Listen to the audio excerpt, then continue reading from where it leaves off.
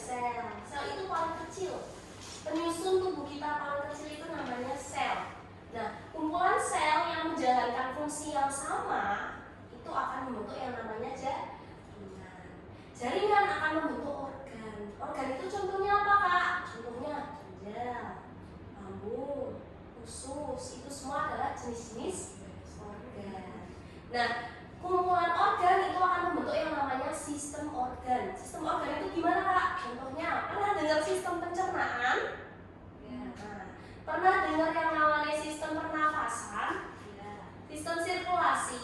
Nah, itu namanya sistem organ. Kenapa disebut sebagai sistem organ? Karena mereka itu terdiri dari beberapa organel yang menjalankan satu fungsi khusus dalam tubuh kita. Kayak sistem pencernaan, berarti dia fungsinya untuk mencerna makanan. Organnya yang kalian tahu apa? Usus. Terus apa? Lambung. Terus dari yang paling awal apa ini? Mulut dan lain sebagainya. Terus ada yang namanya sistem pernafasan. Apa organnya yang kalian tahu? Paru-paru. Terus hidung dan lain sebagainya itu. Jadi kelas 11 ini kita akan membahas mulai dari yang terkecil. Tadi kan kita udah bahas, kemarin kita udah bahas sel ya. Nah, hari ini kita mau bahas jaringan. Besoknya berarti kita bahas organ. Tapi kalau bahas organ itu kita nggak spesifik bahas semua organ satu persatu, tapi kita bahasnya per sistem. Jadi per sistem organ, biar kamu itu lebih gampang untuk memahaminya. Gimana urutan organnya dalam tubuh kita seperti itu. Nah, sekarang kalian mau tanya dulu deh. Kalau kamu ke pasar nih, pasar. Misal pagi-pagi, kan lihat sayuran tuh. Sayurannya masih seger nggak? Masih seger nggak kira-kira? Seger kan? Tapi kalau kamu ke pasarnya siang hari, sayurannya gimana? Agak layu. Kenapa demikian? Karena air yang ada di dalam jaringannya itu sudah menguap. Nah, kita akan pelajari bagaimana mekanismenya. Kenapa sayuran yang awalnya itu masih seger di pagi hari, tiba-tiba di siang hari itu menjadi layu. Terus, misal aku tanya lagi, kamu waktu kecil pernah nggak mainan bawa pames, terus habis itu ke pohon yang besar, pohonnya dicoret-coret pakai pames? Pernah nggak? Aduh, nggak pernah main ke kebun ini mesti ya, nggak pernah. Jadi kalau kamu misalnya ya, pohonnya waktu itu tingginya segini guys, sepundak Kak Nena. Waktu itu kamu juga tingginya setinggi pohon. Terus kamu coret-coretnya dalam ketinggian 50 cm. Di ketinggian 50 cm dari pohonnya, dari tanah ya, 50 cm dari tanah. Nah, setelah 10 tahun kemudian, kamu datang ke tempat yang sama. Ya, datang ke tempat yang sama. Terus setelah itu, apa yang terjadi pada pohon menurut kamu? Apakah pohonnya masih tetap sama? Enggak. Tapi pohonnya semakin tinggi. Ya kan? Begitu pula kamu kan akan semakin tinggi juga. Nah, menurut kamu, goresan yang kamu buat 10 tahun yang lalu, 10 tahun yang lalu kan tingginya 50 cm. Nah, dia tetap di 50 cm atau tambah naik lagi ketinggiannya? Tambah naik. Kamu? Tambah naik. Jawabannya salah. Kenapa demikian? Karena tumbuhan itu kalau tumbuh itu dia tumbuhnya ke atas sama ke bawah doang. Jadi kalau waktu itu kamu buat di ketinggian 50 cm, ya dia akan tetap di ketinggian 50 cm. Karena kan yang tumbuh ke atas kan bagian pucuknya doang, sama bagian ujung akarnya doang. Itu fakta baru kan, baru pertama kali dengar kan? Oke, nah itu semua kita akan pelajari di pelajaran hari ini. Jadi hari ini itu kita akan membahas tentang jaringan. Terus dulu ya. Berapa sekarang? 11.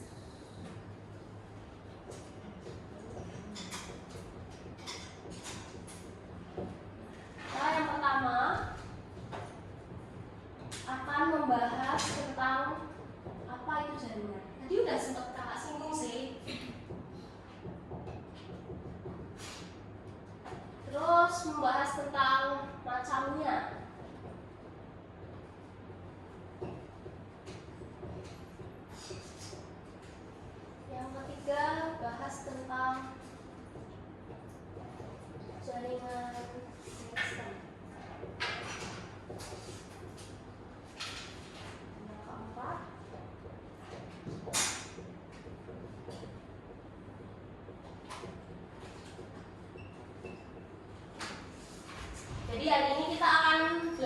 dengan 4 submateri ya.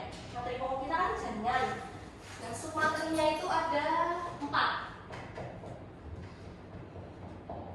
Yang pertama kita akan belajar dulu apa itu jaringan, mulai dari pengertian dan lain sebagainya.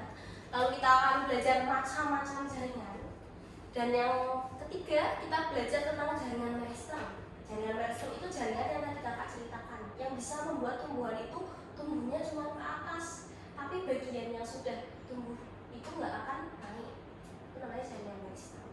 Terus ada juga yang namanya jaringan dewasa. Tuh. Kita mulai ya dari yang pertama. Oke. Apa itu jaringan? Masih ingat nggak? Tadi kan kakak jelasin apa itu jaringan. Jaringan itu apa? Coba. Kumpulan dari beberapa sel menjadi satu.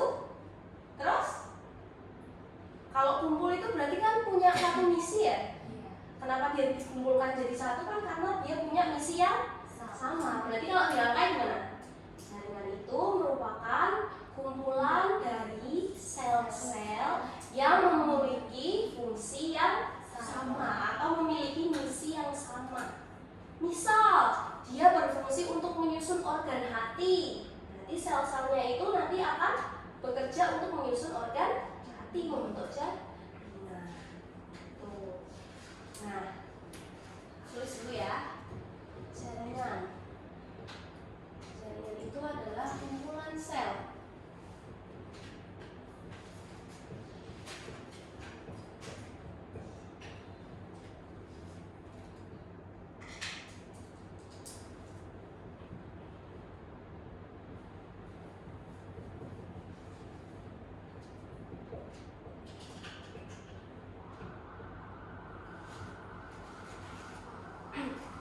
Nah, walaupun dia itu merupakan kumpulan sel, bukan berarti setiap sel yang ada di sana itu sama. Bisa jadi jenis selnya itu berbeda, tapi dia menjalankan fungsi yang sama. Misalnya, kalau di hewan ya, di sini kita belajar jaringan hewan selanjutnya.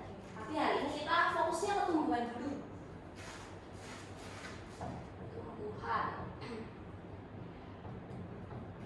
Tadi kan kakak bilang ya, kalau jaringan itu dia terdiri dari berbagai sel, tapi kemungkinan sel-selnya itu ada yang beda, nggak sama persis. Contohnya, kalau di hewan ya, darah. Tahu darah kan? Darah itu kan dia jaringan ya. Darah itu apakah hanya terdiri dari satu sel darah aja jenisnya? Enggak kan? Ada berapa jenis sel darah? Yang kalian tahu? Sel darah itu ada apa? Merah sama putih. Tapi kan dia sama-sama disebut sebagai sel darah, membentuk jaringan darah.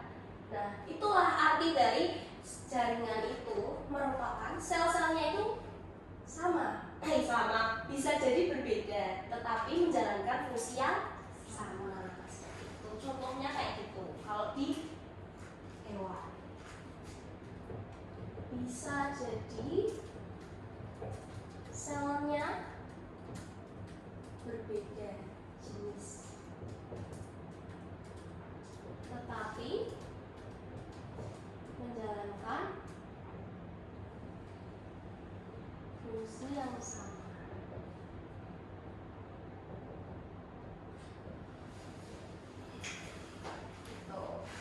Sampai sini penjelasan Kak Nila bisa dipahami perbedaan sel sama jaringan, sama pengertian jaringan. Ada pertanyaan dulu?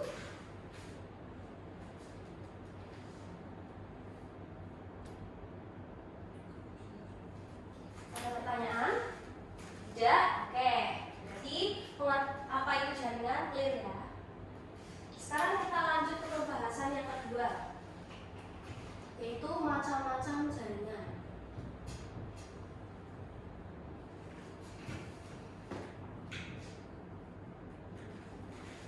Jaringan kalau di tumbuhan itu bisa kita klasifikasikan. Masih ingat klasifikasi itu apa? Pengelompokan. Bisa kita kelompokkan menjadi dua jenis. Ada yang namanya jaringan meristem, ada yang namanya jaringan dewasa. Apa bedanya Kak? Kalau jaringan meristem ini jaringannya masih muda, masih aktif membelah, dan dia belum punya fungsi khusus. Jadi dia itu belum tahu nih, dia itu dibentuk untuk menyusun apa, dia dibentuk untuk menjalankan fungsi apa. Itu namanya jaringan meristem. Jadi dia itu belum tahu. Ibaratnya kalau bayi itu masih jebrol, dia nggak tahu dia mau jadi apa cita-citanya. Itu namanya jaringan meristem. Nah kalau jaringan dewasa, kayak namanya dewasa, itu berarti dia sudah dewasa, dia sudah sel-selnya itu sudah tidak mengalami pembelahan lagi. Dia juga sudah punya fungsi masing-masing. Jadi kalau tadi meristem itu dia belum punya fungsi khusus, kalau jaringan dewasa itu dia sudah punya fungsi khusus. Nah fungsinya itu ada 4 macam. Fungsi jaringan itu ada 4. Yang pertama ada yang berfungsi sebagai pelindung. Nanti kalau di tumbuhan itu ada yang namanya jaringan pelindung. Terus ada juga yang namanya jaringan pengangkut. Jadi dia berfungsi untuk mengangkut. Lalu ada juga yang namanya jaringan penguat. Berarti dia berfungsi untuk menguatkan. Dan yang terakhir itu ada yang namanya jaringan dasar. Jadi kalau jaringan dasar gimana? Dia ada di seluruh bagian dari tumbuhan. Seperti itu. Jadi ada jaringan pelindung, pengangkut, penguat, dan dasar. Kalau jaringan dewasa. Tapi kalau jaringan meristem Kak, meristem juga ada jenis-jenisnya. Kita akan jelaskan setelah ini. Macam-macam meristem itu akan kasih tahu dulu deh. Di meristem itu ini ya. Ada yang namanya meristem apikal. Up berarti ada di atas, ujung atas maupun ujung bawah. Up, kalian ingat-ingatnya kita aja. Up berarti ada di atas, atas sama atas ujung bawah. Terus ada yang namanya aksilar. Meristem aksilar. Aksilar itu aksilar, berasal dari kata aksilar. Aksilar itu bahasa ilmiahnya ya. Kok ketawa? Beneran enggak? Aksila itu ketiak. Jadi kalau kalian mau bercanda nih sama temanmu, aksila aku kayak hari ini bau banget. Bisa kan? Bercandanya lebih elit. Nah, jadi aksila itu ada di ketiak. Maksudnya ketiak itu kalau kalian lihat tanaman kayak gini ya, ya enggak? Nah bagian pucuk-pucuk sini yang kemungkinan nanti tumbuh cabang baru itu namanya ketiak. Terus habis itu bagian pucuk sini, pucuk dari cabang itu namanya aksila. Apikal, aksila, terus ada yang namanya meristem interkalar. Interkalar itu artinya antara. Jadi dia berada di antara. Dan yang terakhir itu ada meristem lateral. Untuk penjelasannya akan kita jelaskan setelah ini. Boleh ditulis dulu. Ada pertanyaan?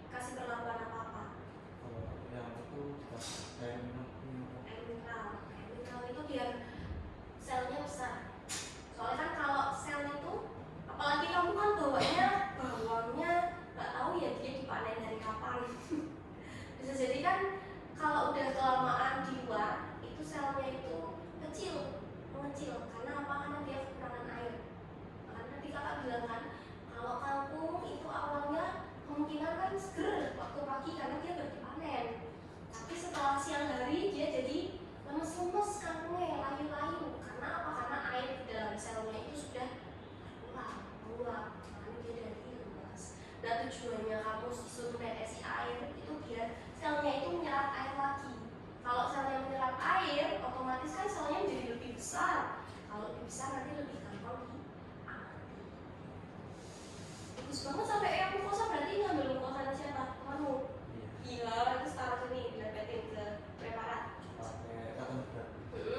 Taruh di objek glass. Iya. Waktu dulu kakak kuliah, praktikum jaringan itu kan itu jaringan hewan, jaringan tumbuhan, terus jaringan hewannya itu mukosa, sama satunya pakai darah. Jadi ngambil darahnya temen nih, cucuk, kayak buat praktikum golongan darah kan ada lancet, Iya. lancet dapat 1 tetes, ditetesin ke objek glass, baru diamati. Di situ nanti kelihatan kalau sel darah itu dia bentuknya beda. Eritrosit gimana, leukosit gimana. Makanya kakak kaget pas kamu bilang kok sampai mukosa. Mukosa itu eliur. Eliur itu termasuk jaringan juga, karena jaringan mukosa. Wow, keren berarti semui praktikumnya. Soalnya jarang-jarang sekolah itu paling praktikumnya cuman bawang sama mikroskop. Soalnya kalau mukosa tuh takutnya pada jijik. Terus kalau darah kan lancetnya terbatas di sekolah. Biasanya diperlukan untuk praktikum golongan darah. Di kelas 11 juga biasanya ada praktikum golongan darah.